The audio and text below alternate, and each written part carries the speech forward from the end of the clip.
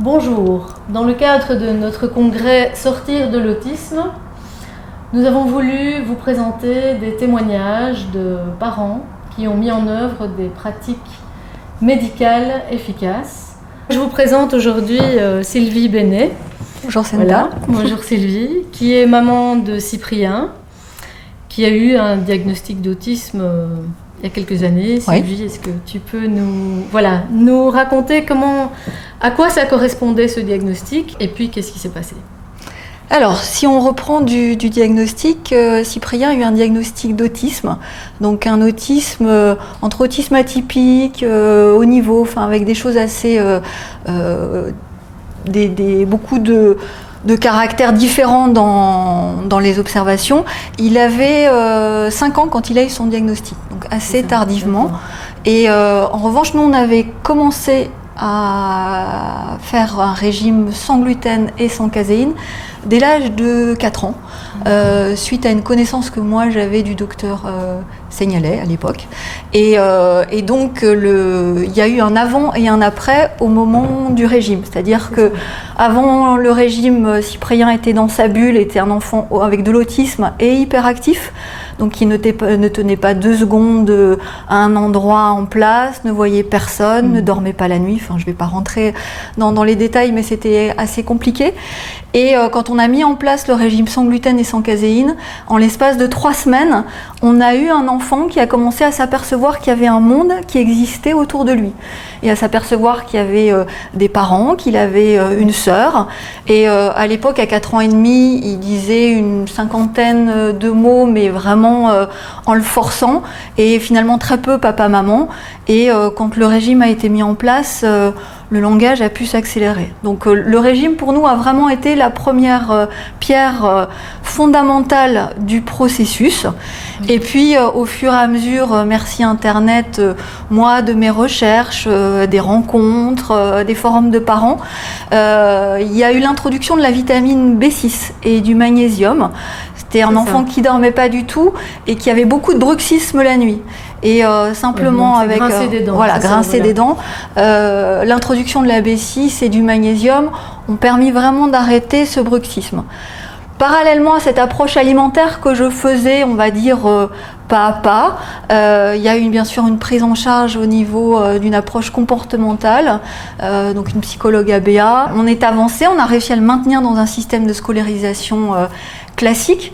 Donc, il a démarré, il était accepté 1h30 à l'école en maternelle par semaine. Donc je me suis battue. 1h30 par semaine. 1h30 par semaine, oui, parce que comme il bougeait partout, qui faisait énormément peur aux enseignants, non pas parce qu'il était violent ou qu'il était de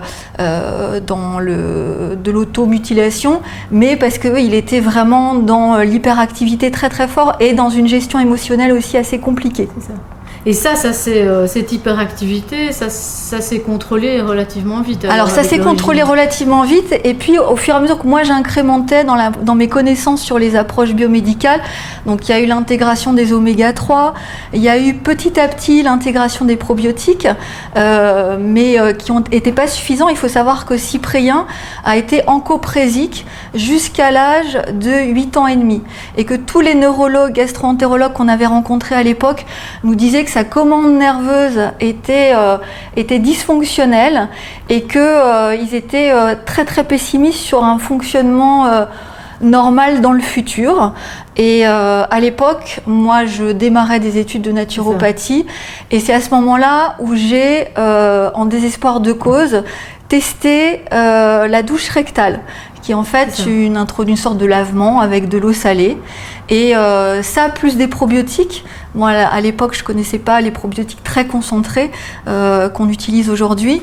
Mais donc, la douche rectale, plus quand même les probiotiques que moi j'avais sous la main à l'époque, ont permis en l'espace de 9 mois de récupérer complètement un transit normal chez Cyprien.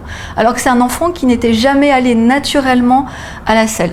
C'est ça quelque part qui est très étonnant, c'est que même quand on va consulter en se disant ben oui, il y a vraiment un problème au niveau gastro par exemple ou autre, on remet tout de suite, mais on va consulter des spécialistes et alors malheureusement, au lieu de vraiment se focaliser sur tous les moyens possibles de traiter, on remet tout de suite ça sur « Ah oui, c'est du génétique, c'est du neurologique, voilà, genre c'est foutu, il n'y a pas grand-chose à faire, on est très pessimiste. » C'est ça.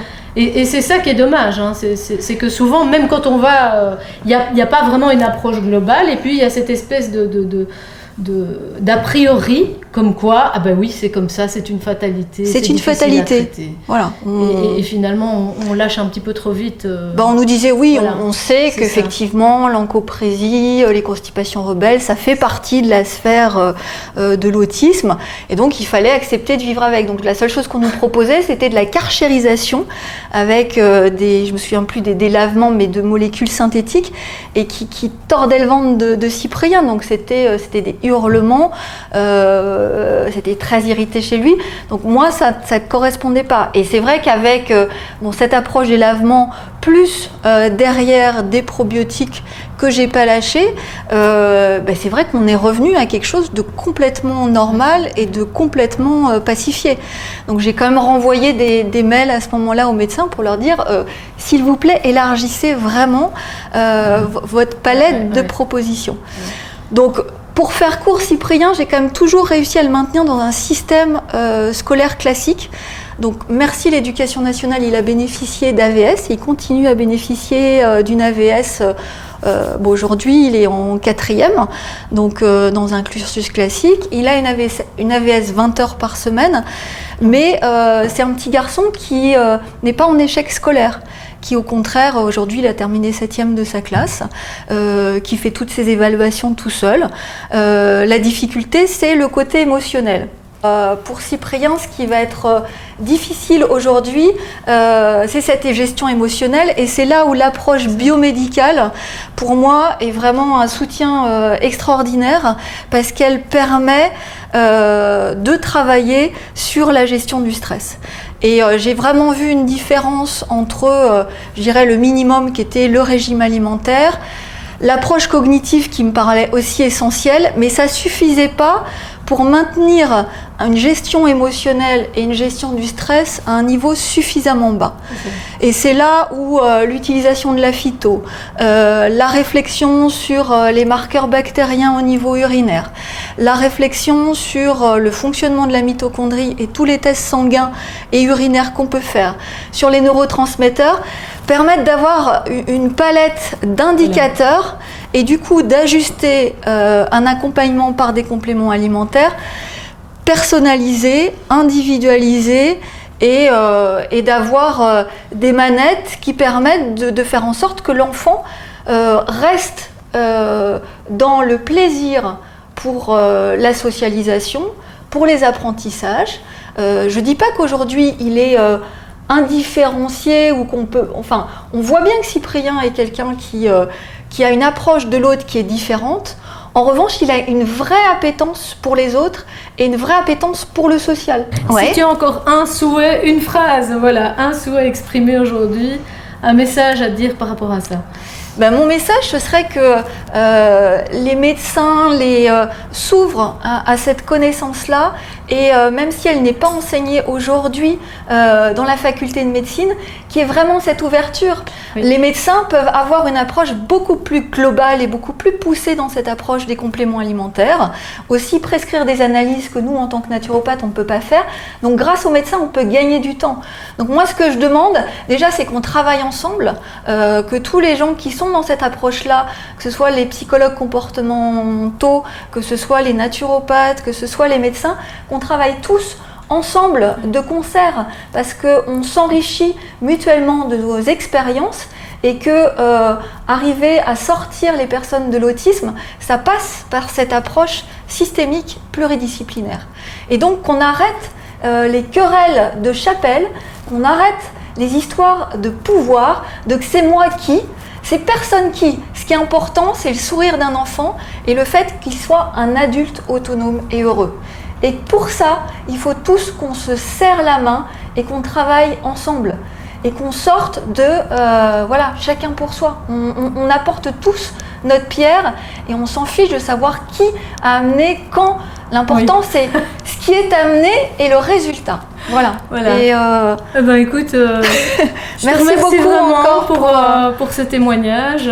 Voilà, ben, merci merci à cette opportunité, merci aussi à ce congrès, merci à l'énergie de Senta, à Olivier aussi d'avoir proposé cette organisation pour faire connaître ces approches-là.